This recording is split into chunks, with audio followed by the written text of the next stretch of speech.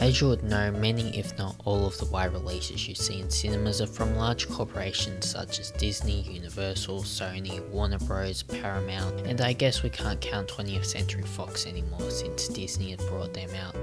But my point is that most of the wide release films come out from these studios. Now that's not necessarily a bad thing, but like most large corporations, they are more focused around building large franchise-based products that appeal towards as large of an audience as possible. This results in a lot of the more artistic driven films by independent studios being ignored or in many cases completely unnoticed, especially for films made by studios outside of Hollywood. I want to do a series that brings light to those lesser known international films in this very Hollywood driven industry. Before I get into all that, I want to start by establishing a few rules I've set for myself.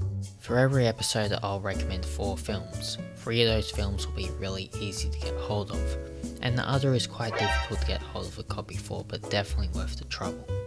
The majority of films I recommend will be from studios outside of America, as I want to make sure I'm giving you a taste of films from all over the world, but occasionally I will recommend an American film distributed by one of the independent studios. So now that that's all out of the way, let's get down to recommending these films. This one was released in 2016 and it's called Raw. I guess you'll classify it as a body horror. It's an uncomfortable experience, but one that I surprisingly don't mind coming back to.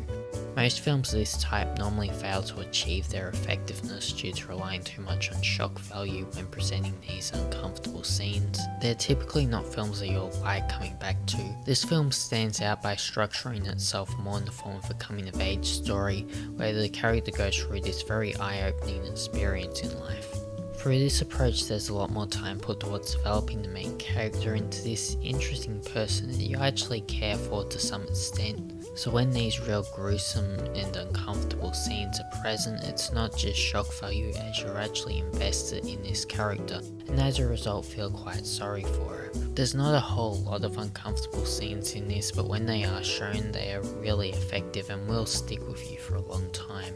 When I first saw this film, I actually didn't know much about it, and I'm really glad I didn't, which is why I've been purposely avoiding the details of the plot. Try to go into this one blind. It's on a wide range of streaming services depending on which country you're in, or you can just rent or buy it. It's not one of those films that are difficult to find. Just be prepared for a very uncomfortable experience that's going to stick with you for a long time. This is another fairly recent film, came out in 2016. For those who have seen some videos on my old channel, you may remember me putting it on my top 10 list. It's called Sing Street. The plot for this one's incredibly simple. It's just about this boy in an Irish town who starts up a band to impress a girl. Where this film really shines in the way in which it's directed. The cinematography is absolutely incredible. It's amazing how well shot all the scenery is. It actually feels like a film made in the 80s. They capture that time period so well. The performances from all the kids are so enjoyable. They all do an incredible job at portraying these characters. Many of the songs used throughout are actually original, made specifically for this film, which is very rare to see. Most songs are normally just licensed, but not only are these original, but they're really damn good. I think all of them I have on my Spotify playlist and still listen to them to this day. I think I've seen the film 4 to 5 times now and never get sick of it. It's one of those films that would actually rank in my top 100 all-time favourites. I would recommend it to everyone. It's a nice, easy, accessible watch that I feel everyone will get something out of. I can say for me personally it holds a special place in my heart. This one's for those who like really creative and imaginative narratives in these fantasy-like settings. There strangely isn't a lot of good fantasy films out there, but Pan's Labyrinth goes up there as what I consider to be one of the best of its genre. It's structured in the form of a fairy tale set in this World War II time period in Spain, where it follows the journey of this girl who's forced to visit her stepfather as her mother gives birth to a new child, and it's a very unpleasant experience for her, but through this journey she comes across this very strange creature that ends up having an influence on how events play out. It's a nice mix of fictional and non-fictional elements used throughout that establishes this incredibly fascinating universe. The attention to detail put into every single shot is outstanding. It's something that the director is incredibly good at throughout all his films. Even some of the weaker films are still outstanding in that respect. He also has this very unique style as a director that is unlike anything else out there. This is a surprisingly violent film that goes some directions with its narrative that you really wouldn't expect it to. It's something that would never get funded by one of the big Hollywood studios without vastly restricting Guillermo del Toro's creative vision for the film, and is a perfect example of why you should occasionally explore films outside these Hollywood studios. If you do end up enjoying this film, I would also recommend checking out The Shape of Water, which is another one of Guillermo del Toro's films that is very widely loved in the film industry. Both of those films are available for a wide variety of formats, so you shouldn't have trouble getting hold of them.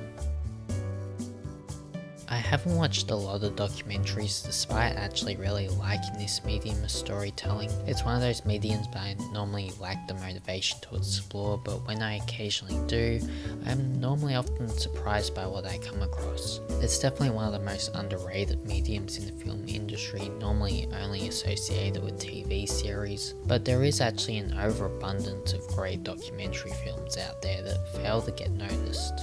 This French film, Seasons, is one of those unrecognized hidden gems. It basically explores the change in nature over time from the Ice Age period up to present day from the perspective of animals. With that being said, the way in which this documentary is presented is more in a fictional format but shot with actual animals that are found in the wild. It doesn't actually use a lot of narration to convey what's going on, but rather just presents the animals and how they themselves are reacting to the change in their environment. This creates a significantly more impactful experience as you're actually seeing the impact humans are having on the environment rather than just being blatantly told.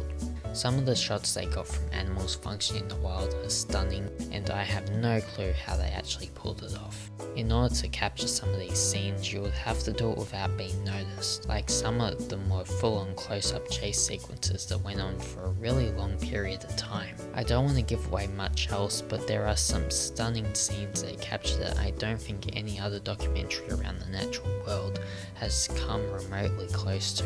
This one is quite hard to get hold of in any place outside the US. It is, however, on Amazon Prime in the US, which you can get access to through a VPN if you have an Amazon Prime account. That was how I got hold of it. There is also a Blu-ray and DVD, but it's region locked to region 1, which only supports US, Canada and Bermuda. In some countries you can buy or rent it digitally through Amazon Video, but that's not available everywhere, so you'll have to check that yourself. That's all the recommendations I have for now. I'll be happy to do this series once a month as long as there are people interested in the content, which you can let me know by either liking or commenting on the video. If you'd like to be notified whenever there's a new video, then remember to subscribe to the channel. It is greatly appreciated. If you'd like to follow everything I'm working on, then follow me on Twitter at TheGoldenMonk1.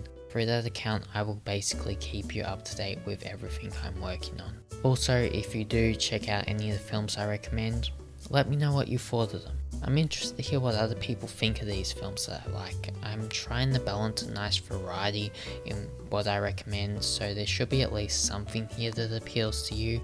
If that wasn't the case, do let me know so I can try and improve on that. So that's really all I have to say. I'll see you all next time.